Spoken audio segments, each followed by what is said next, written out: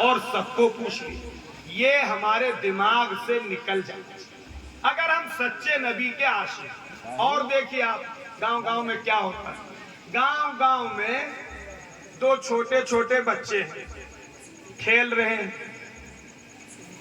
اب بچے جب کھیلتے ہیں تو آپس میں کیا کر لیتے ہیں؟ ارے بولو بھیا، لڑائی کرتے ہیں۔ آدھا گھنٹہ لڑائی کریں گے، 5 منٹ کے بعد پھر پیار محبت کریں گے، پھر کھیلیں گے، پھر ہنسیں گے، پھر 10 منٹ کے بعد لڑائی کریں گے۔ ہوتا یہ ہے کہ اس چھوٹی سی بات پہ کبھی کبھی اماں ان کی دوڑ آئیں اور ادھر ان کی اماں دوڑ آئیں۔ یہ ہم لوگوں کی ناسمجھی ہے جس نے ہماری زندگی کو اجیرن بنا دیا۔ یہ پریکٹیکلی چیزیں ہیں جو ہمیں کرنا ہے اور برتنا ہے، چاہے وہ ہندو سماج کی ہو چاہے مسلمان سماج کی ہو۔ تو یہاں رکھ دیو تو زیادہ اچھا ہے، ہم کا تو بھولی جاتے ہم کا بتاوے لگے۔ تو یہ اپنے سماج، یہ ہمارا جلسہ جو ہوتا ہے وہ سماج سدھار کے لیے ہوتا ہے۔ تو اب ادھر سے اماں آ گئی اور صاحب پھر شروع کر دیا اپنا، ادھر سے ان کی اماں آ گئی، شام کو ابا آئے تھکے ہارے۔ آدمی تھکا ہارا آتا ہے کہ گھر میں جائیں گے، کام کیا ہے، پریشان ہوا ہے، اور صاحب تھکا ہے، گھر میں آیا اپنی بیوی کے پاس، اپنی اماں کے پاس، اپنے ابا کے پاس، اپنے بچوں کے ساتھ مل کے بیٹھتا، کھانا کھاتا، پیار محبت کی باتیں کرتا اور اس کے بعد سو جاتا، ساری تھکن اس کی دور ہوتی۔ لیکن صاحب جیسے ہی گھر میں داخل ہوگا، اماں بالکل صاحب وہ بالکل تیار بیٹھی ہوئی ہے کہ آج جانا کیا کر دیا ان لوگوں نے، یہ کہہ دیا، یہ کہہ دیا، یہ کہہ دیا۔ اور ادھر سے ان کے گھر کے آدمی آگے، اس کی بیوی نے اس کو بتایا، اور صاحب پھر یہ دونوں شوہر آگے، پھر ان کے بھائی آگے، پھر ان کا خاندان آ گیا، اور اتنی لڑائی بڑی کی لاٹھی بھی چل گئی، سر بھی پھوٹ گئے، اور کورٹ کچہری بھی ہو گیا، تھانہ پولیس ہو گیا۔ اور پولیس والوں کو بھی کچھ چاہیے، ان کو بھی کچھ چاہیے۔ اب یہ نہیں کہوں گا میں کیا چاہیے، وہ آپ بھی جانتے ہیں، سب کوئی جانتا ہے۔ ان کی بھی یہ ذمہ داری ہوتی ہے کہ وہ دونوں کو سمجھائیں، دونوں کو پریم کے ساتھ جوڑنے کی کوشش کریں۔ اچھا آپ بتاؤ، یہ عقل مندی کی بات ہے کہ بیوقوفی کی بات ہے؟ کتنا جھنجھٹ، کتنی ٹینشن، کتنی پریشانی، کتنے وقت کا کھانا، اور آپ کا کاروبار، اور آپ کا بزنس، اور صاحب تھانہ چوکی پولیس کورٹ کچہری، سر پھڑول، اور جس کا پھوٹ گیا اس کا کتنا خون بہ گیا، جس کی ٹانگ ٹوٹ گئی، اب وہ نیچرل کبھی نہیں ہو سکتی ہے۔ کاہے کی بنیاد پہ؟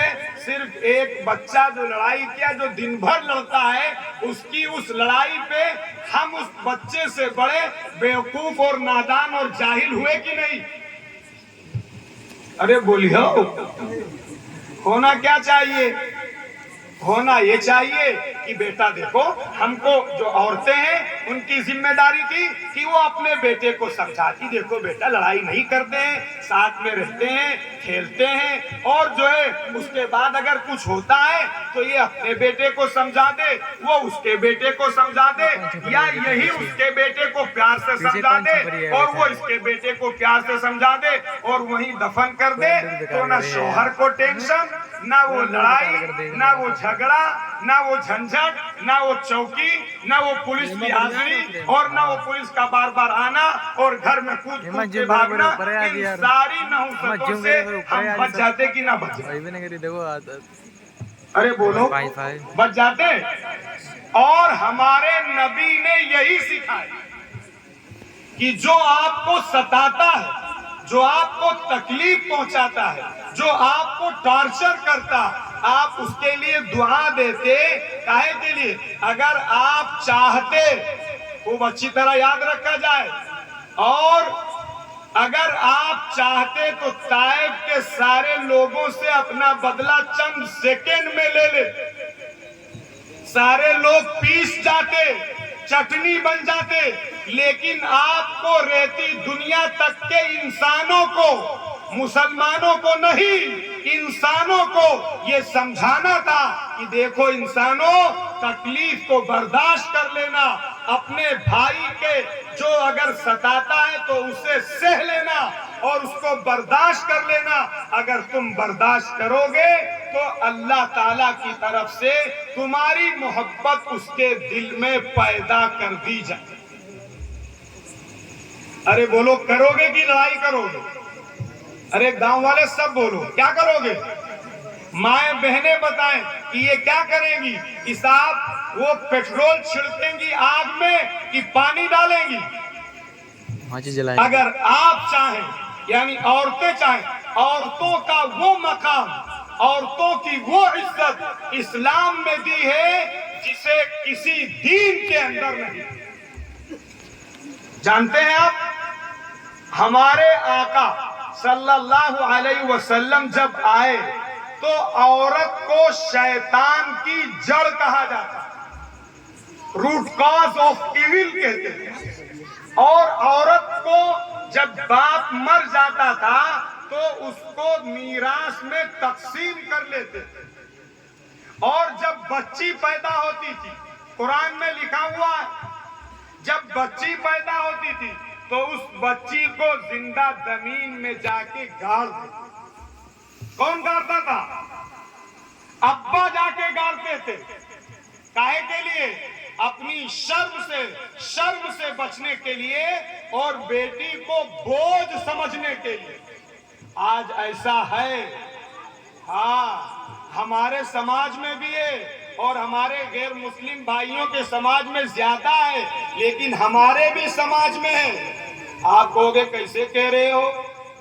میں نے اپنی نگاہوں سے اپنے ضلع اسپتال میں خود دیکھا ہے کہ ایک بچی تھی، ایک مہیلا تھی، اس کے بچی پیدا ہوئی. میں نے اپنی میرے آنکھوں میں آنسو آ گئے. ایک بچی پیدا ہوئی تو اس کے شوہر نے، میں نہیں بتاؤں گا وہ کس کمیونٹی کا تھا لیکن وہ تھا تو انسان، اس کے جسم میں بھی تو دل تھا. وہی آقا سے پہلے والی جاہلیت پھر پیدا ہو گئی. میں نے اپنی نگاہوں سے دیکھا، بچی پیدا ہوئی، وہ شوہر اس لڑکی کو جھاپڑ مارا، اس کے بچہ پیدا ہوا ہے، اور اس کے جھاپڑ مارنے کے بعد اپنی اماں کو اس لڑکے نے لیا اور اس اسپتال سے باہر چلا آیا. وہ بچی جس نے بچی جنی تھی، جس کے بچی پیدا ہوئی تھی، سسک کر اسپتال میں رو رہی. کیا اس کی سسکیوں سے خدا کی طرف سے، ایشور کی طرف سے عذاب نہیں اترے گا دھرتی پر؟ وہ کسی سماج کی بیٹی ہو، اس لڑکی کا کیا جرم ہے کہ آپ نے اس پر ہاتھ اٹھایا، آپ نے اس کو مارا، آپ نے اس کے ساتھ بدسلوکی کی، آپ نے اس کو اسپتال میں چھوڑ دیا؟ اس لڑکی کا کیا جرم ہے؟ اس نے کیا غلط کیا؟ اس کا کیا اس میں یوگدان ہے؟ لیکن افسوس کہ ہمارے سماج کے لوگوں نے بیٹی کو اپنے لیے بار اور بوجھ سمجھا ہے، اور بیٹے کے پیدا ہونے پہ خوشی کرتے ہیں، اور بیٹی پیدا ہوتی ہے تو منہ لٹکا لیتے ہیں.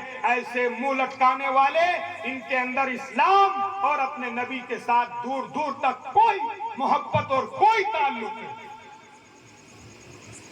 پڑھیے قرآن، سنیے قرآن کی آیت. اللہ کیا فرماتا ہے؟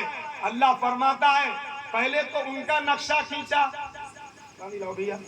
پہلے ان کا نقشہ کھینچا جو لوگ آپ کی آمد سے پہلے بچیوں کو دفن کرتے تھے. قرآن نے کہا وَإِذَا بُشِّرَ أَحَدُهُمْ بِالْأُنْثَى ظَلَّ وَجْهُهُ مُسْوَدًّا وَهُوَ كَظِيمٌ. یہ لوگوں جب زمانے جاہلیت میں اسلام کے آنے سے پہلے، آقا صلی اللہ علیہ وسلم کے آنے سے پہلے، آپ کی ہدایات سے پہلے، آپ کی تعلیمات سے پہلے، جب بچی کی کسی کو خوشخبری دی جاتی تھی تو اس کا چہرہ دھواں دھواں ہو جاتا. یہ قرآن کے الفاظ ہیں. ظل وجہہ مسودن، اس کا چہرہ کالا ہو جاتا تھا، اس کا چہرہ بلیک اور ڈارک ہو جاتا تھا. ظل وجہہ مسودن وہو کظیم، اور وہ گھٹنے لگتا. اس کو اندر سے کوئی خوشی نہیں ہوتی تھی بلکہ اندر سے گھٹن ہوتی تھی. اور وہ اس کے بعد ایسے لوگ تھے کہ اس بچی کو لیتے اور لے جانے کے بعد اس کی قبر کھودتے اور قبر کھود کر اس کو ڈال دیتے اس میں اور زندہ بچی کو اور اسی کے اوپر مٹی ڈالتے. ایک صحابی آئے، یعنی پہلے بعد میں انہوں نے اسلام قبول کیا.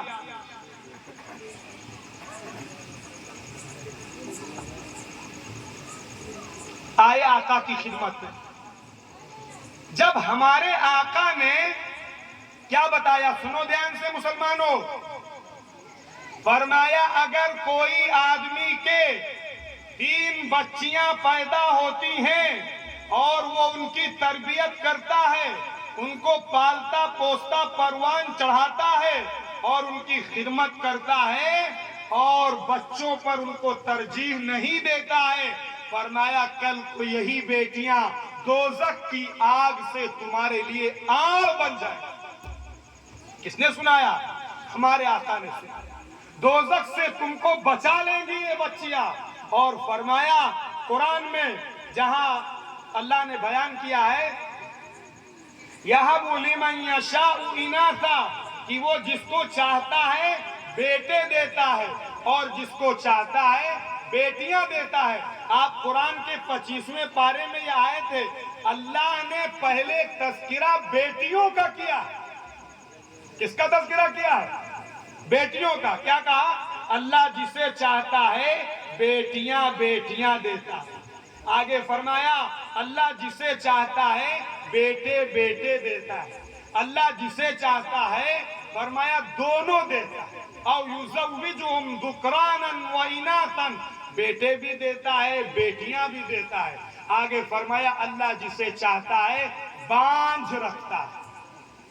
یعنی اللہ نے یہ بات کہا کہ میں یہ کرتا ہوں، لہذا کسی انسان کو اس بات کی جرات نہیں کرنا چاہیے کہ اگر بیٹی پیدا ہوتی ہے تو وہ عورت پر ہاتھ اٹھائے، اس لیے کہ بیٹی دینے والا میں ہوں. گویا کہ وہ ہاتھ میری تقدیر پر اٹھاتا